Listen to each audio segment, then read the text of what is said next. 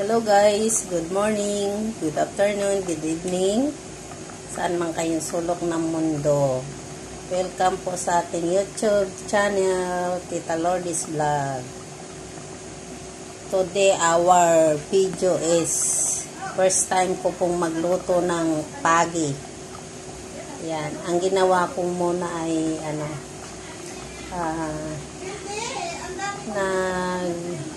pinaksiw natin. Nilagyan ko ng tanglad sa ilalim, tapos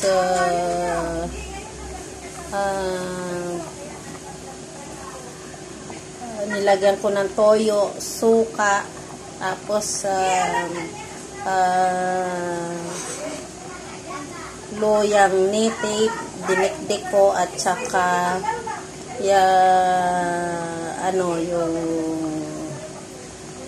sibuyas at saka bawang. Yan. Yun, nung matuyo na siya mga guys, nilagyan ko na ng gata. Tapos sili. Yan, parang Bicol Express na ito. Sarap na. Tapos nilagyan din natin ng pampalasa. Yung magic sarap. Yan. Tapos yan.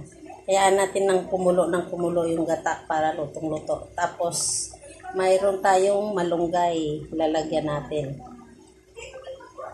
First time po natin magluto nito kasi ang mga kasamahan ko mga guys, hindi daw sila marunong magluto.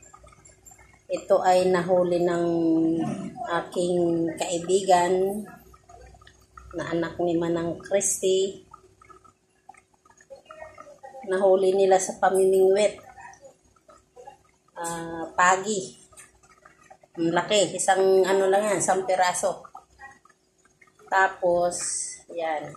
Ngayon natin niluto. Friday kasi day off ang lahat. At tikimin natin sila ng loto ni Tita Lourdes Vlog. Kasi naalala ko yun noon ng tatay ko. Nagluluto rin ng ganito nung nasa kami, Burias Island. Shout out sa mga taga Burias dyan. Kung sinong kumakain nito. Comment lang kayo mga guys. Pag na-upload ko na to, comment lang kayo. Upload ko po ito sa ating YouTube channel. Yan. Ang sarap na. Meron ng lasa. Maya natin ilagay ang malunggay. Ayan na malapot na ang gata. Wow. Sarap nga talaga. Ang nito mga guys, yung nung nahiwa na siya, pinahugasan ko ng suka at saka asin para po maalis ang langsa niya talaga, para pag kinain natin masarap talaga, wala nang langsa. Yan lang po ang technique para maalis ang langsa. Hugasan natin ang suka. Yan. Saka natin lalagyan ng malunggay. Ano na siya, malapot na siya. Masarap nito ang sabaw. Medyo maanghang-anghang. Naglagay tayo ng tanglad. Ayan. Kaya ang bango. Comment dyan sa mga kumakain ng pagi. Pagi-pagi, stingray. Ang sarap nito. Maglalaway ang mga kapitbahay. Ayan, Parang gusto ko pa siyang lagyan ng chili flakes. Sino may chili flakes? Pahingi naman dyan. Masarap na ang sabaw.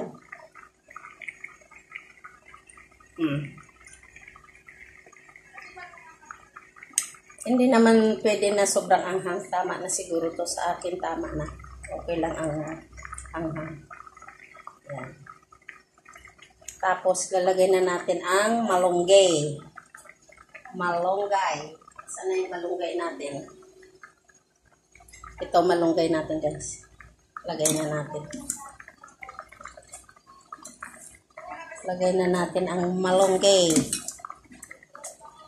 Fresh from the farm. Salamat sa mga kaibigan. Yan. Ayan po. Okay na. Ready to eat na yan mga guys. Yan. Salamat po. Thank you for watching. Beke naman. Palambing. Pa-comment, pa-like and share. Salamat po sa ating lahat. Shout out sa lahat ng aking mga kaibigan. Sa aking mga subscriber. Listener. Salamat po. God bless us.